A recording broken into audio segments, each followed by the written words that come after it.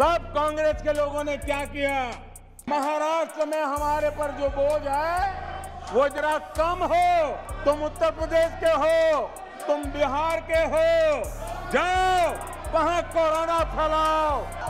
आपने हमारे श्रमिक भाइयों बहनों को अनेक परेशानियों में धकेल दिया। और माननीय अध्यक्ष जी, उस समय दिल्ली में ऐसी सरकार थी, दिल्ली में ऐसी सरकार थी जो है, उस सरकार ने तो जीप पर माइक बांध करके दिल्ली की झुग्गी झोपड़ी में गाड़ी घुमा करके लोगों को कहा संकट बड़ा है, भागो गांव जाओ, घर जाओ। और दिल्ली से जाने के लिए बसें दी, आधे रास्ते छोड़ दिया और श्रमिकों को लिए अनेक मुसीबतें पैदा की। मोदी जी का ये कहना कि कोरोना देश भर में महाराष्ट्र की वजह से फैला, मोदी जी बताएं, जब महाराष्ट्र की सरकार कह रही थी कि अंतर्राष्ट्रीय विमानों पर रोक लगाई जाए, तब आपके स्वास्थ्य मंत्री कह रहे थे कोरोना नहीं फैलेगा। आपने अहमदाबाद में नमस्ते ट्रम्प के चक्कर में पूरी दुनिया से लोगों को बुलाया, ट्रम्प का प्रचार किया, वहीं से कोरोना पूरे देश में फैला है।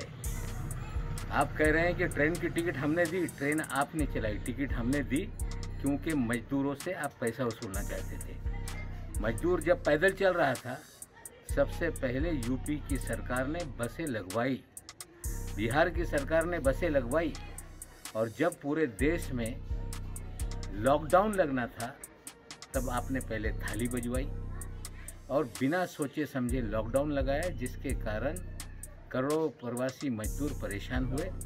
महाराष्ट्र की सरकार ने सारी व्यवस्था की, खाना खिलाया, पानी दिया, जाने के लिए टिकट का किराया दिया, मुफ्त में आपने ट्रेन नहीं चलाई, और अंत में हम लोगों ने राज्य सरकार की परिवहन की बसें भी चलवाई।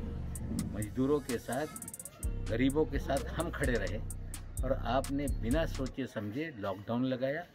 नमस्ते ट्रम्प के चक्कर में देश में कोरोना फैला, इसकी जिम्मेदारी मोदी जी की है। मला प्रचंड वेदना झाल्यात की आपल्या महाराष्ट्राबद्दल माननीय प्रधानमंत्री असं का बोलतायत। ज्या राज्यांनी फुल ना फुलाची पाकळी म्हणा, पण 18 खासदार भाजपला निवडून दिले ह्यावेळेस, म्हणजे माननीय प्रधानमंत्री आज प्रधानमंत्री आहेत, त्याच्यात मोठा सिंहाचा वाटा हा महाराष्ट्रातल्या मतदारांचाही आहे। आणि त्या महाराष्ट्राच्या मतदारांचा आणि महाराष्ट्राचा अपमान हा काल एक कोविड सुपर स्प्रेडर म्हणून त्यांनी केला, हे खूप धक्कादायक आहे आणि खूप दुर्दैवी आहे। म्हणजे कुठल्याही प्रधानमंत्री, ते भाजपचे प्रधानमंत्री नाही आहेत, ते तुमचे माझे सगळ्यांचे प्रधानमंत्री आहेत, त्या देशाचे प्रधानमंत्री आहेत। आणि महाराष्ट्राचं योगदान म्हणजे मी तुम्हाला छोटंसं उदाहरण देते।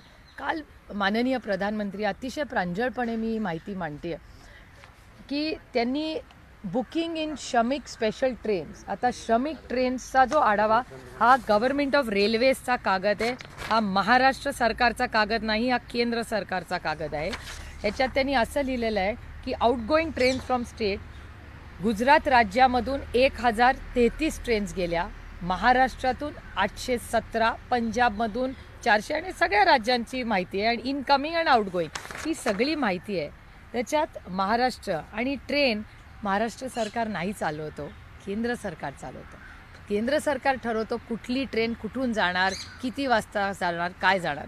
आणि त्याच्यामुळे जेव्हा केंद्र माननीय प्रधानमंत्री म्हणतात की महाराष्ट्राने लोकांना पाठवलं, आमच्याकडे ट्रेन नाहीच आहे हो, आम्ही कुठून ट्रेन, आम्ही एसटी देऊ शकतो, आम्ही गाडी देऊ शकतो, आम्ही टेम्पो करू शकतो, आम्ही ट्रक करू शकतो, पण रेल्वे नाही करू शकत। कोरोना काल में तमाम ऐसे श्रमिक थे जो डर बस अपने अपने स्थानों से निकल रहे थे। तमाम सरकारें हैं, किसी ने कोई चिंता नहीं की। राजस्थान में कांग्रेस पार्टी की सरकार है, अलग अलग प्रदेशों में अलग अलग सरकार है, सबने उनको अनाज छोड़ दिया। लेकिन हमारी भारतीय जनता पार्टी की केंद्र सरकार ने, हमारे उस समय रेल मंत्री थे पीयूष गोयल जी ने संकल्प लिया कि सभी श्रमिकों को उनके स्थान तक पहुंचाने का काम हम करेंगे। और उसके लिए 1 मई मजदूर दिवस के दिन श्रमिकों के लिए स्पेशल ट्रेन चलाई गई। 4621 श्रमिक ट्रेनें संचालित की गई, जिसमें 63 लाख से ज़्यादा लोगों को उनके घरों तक पहुंचाने का काम अगर किसी ने किया तो मोदी सरकार ने किया, भारत सरकार ने किया। प्रधानमंत्री आके महामहिम राष्ट्रपति जी की अभिभाषण की जो मुद्दा सबसे बाहर हटके कांग्रेस के गली गलोच करने लगे। लॉकडाउन किसने ऐलान किया था? अगर सब कुछ ठीक था तो लॉकडाउन ऐलान करने की क्या जरूरत थी? आपने खुद लॉकडाउन ऐलान किया और मजदूरों को खाने का कोई इंतजाम नहीं, रहने का कोई इंतजाम नहीं, पानी का इंतजाम नहीं। उस समय हिंदुस्तान के करोड़ों लोग जब भूखमरी की कगार पे पहुंच गए, रहन सहन के कोई जगह नहीं मिले, आप उस तरह आंख उठा के देखे थे कभी? महाराष्ट्रातील सर्व बातम्यांचे विश्वासार्ह व्यासपीठ सकाळच्या सर्व सोशल मीडिया प्लॅटफॉर्मला लाईक, फॉलो आणि सबस्क्राईब करा। तसंच सर्व नोटिफिकेशनसाठी बेल आयकॉन प्रेस करायला विसरू नका।